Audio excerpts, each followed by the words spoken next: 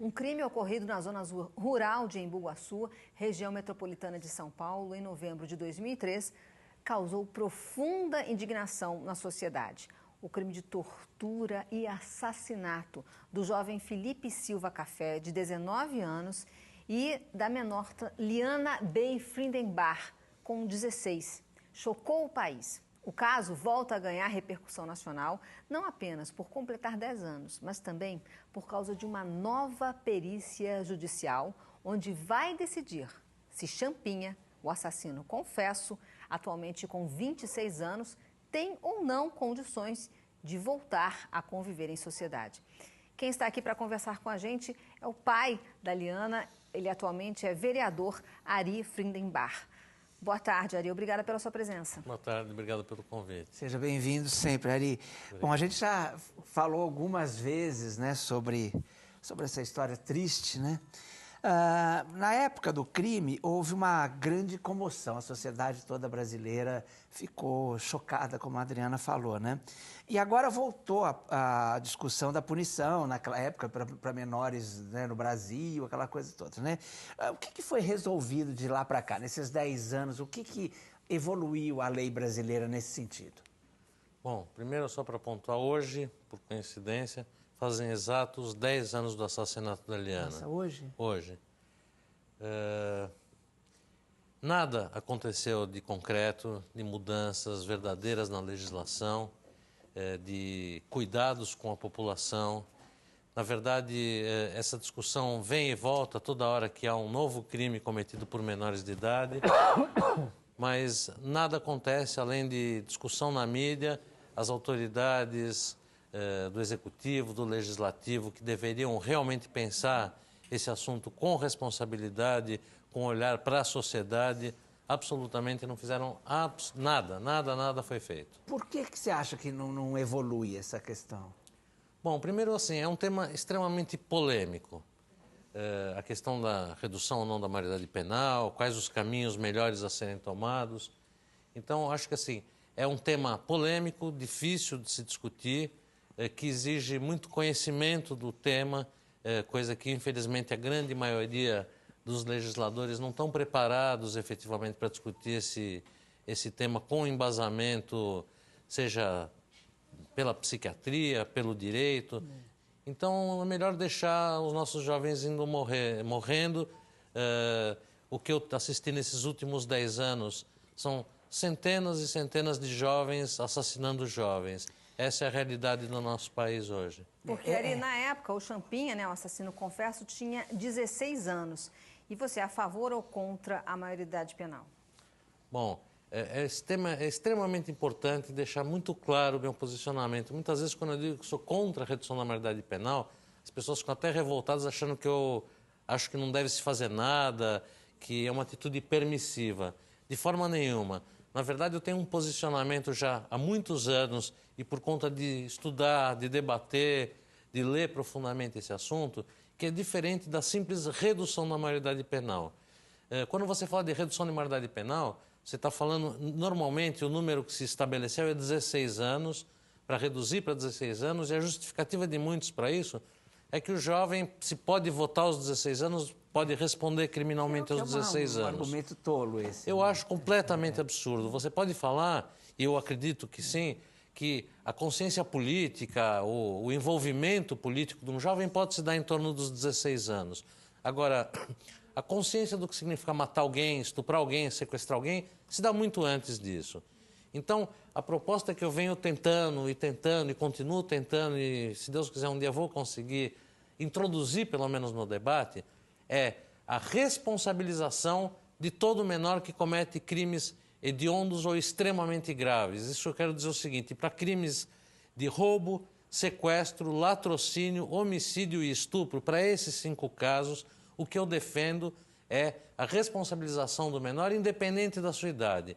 Um jovem de 14 anos, de 13 anos, de 17 anos, que cometa um desses crimes deve responder criminalmente. Só para esses casos? Só para esses casos específicos. Para outros casos de menor gravidade, eu defendo até um prazo maior de internação na Fundação Casa, mas aí é um tratamento diferenciado. Para esses casos que eu especifiquei, eu defendo a responsabilização responder criminalmente e, se condenado, eles serem encaminhados para uma unidade prisional da Fundação Casa. Não é colocar eles no sistema prisional dos maiores de idade, mas que ele responda efetivamente pelo seu crime.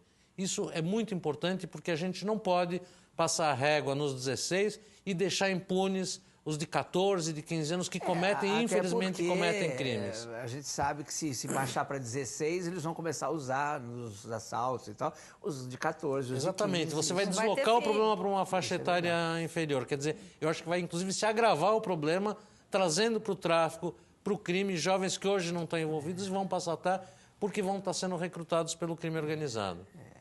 O que eu acho que o pessoal dos direitos humanos, né, deve debater contra a sua tese, acho que essa tese, é a questão de que no Brasil as coisas são relativas, né?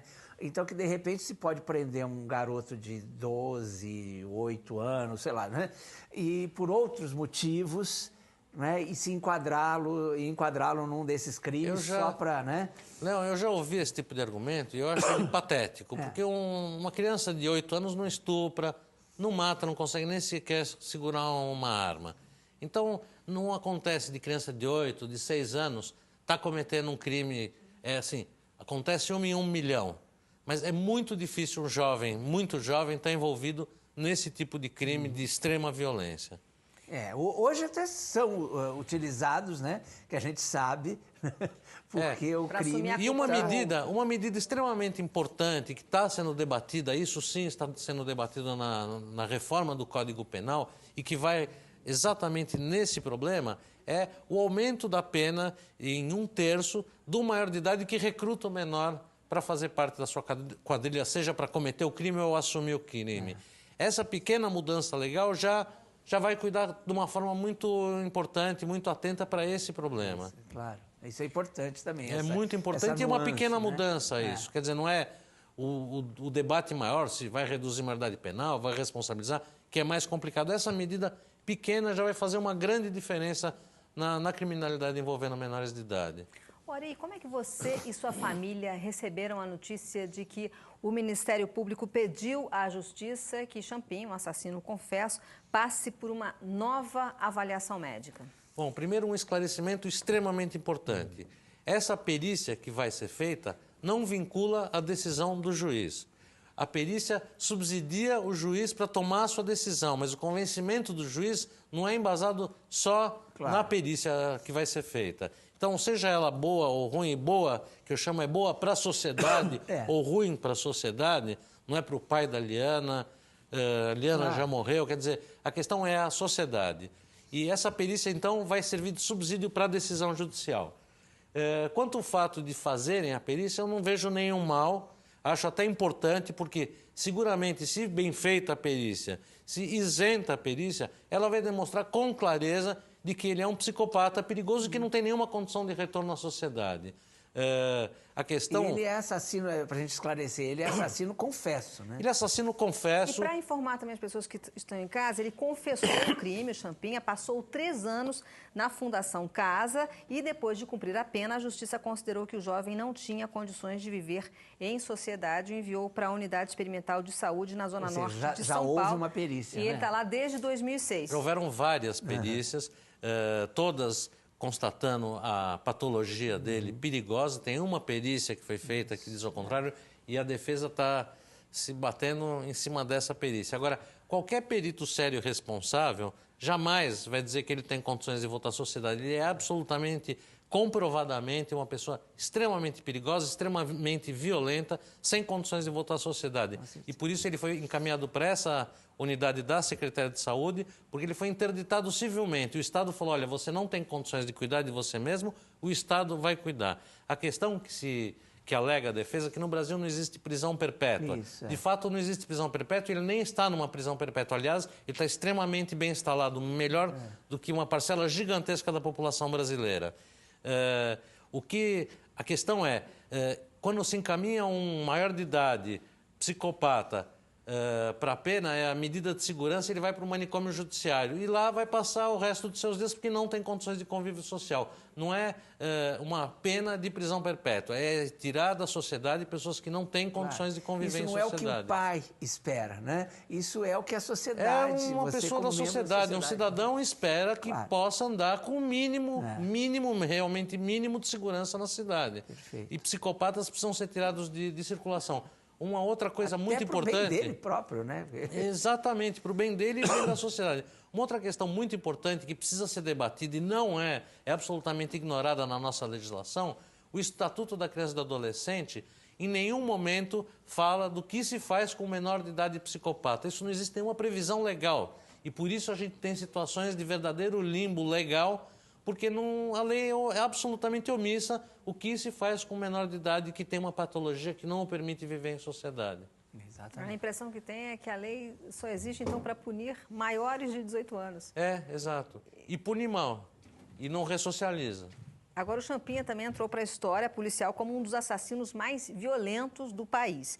Como é que o senhor espera que toda essa discussão leve para onde? Onde é que a gente vai chegar depois disso? O senhor disse aí que, por enquanto, nada mudou nesses 10 anos. Nada mudou e eu realmente, assim, a minha esperança é de que se olhe com um pouco mais de seriedade, com um pouco mais de responsabilidade e se enfrente, de fato, esse debate tão difícil, mas que tem que ser debatido. Nós temos que procurar caminhos que permitam à sociedade ter um mínimo de amparo, um mínimo de acolhida. As jovens estão sendo assassinadas, eu disse no começo isso, jovens todos os dias estão sendo assassinados, isso não pode ser suportado pela nossa sociedade.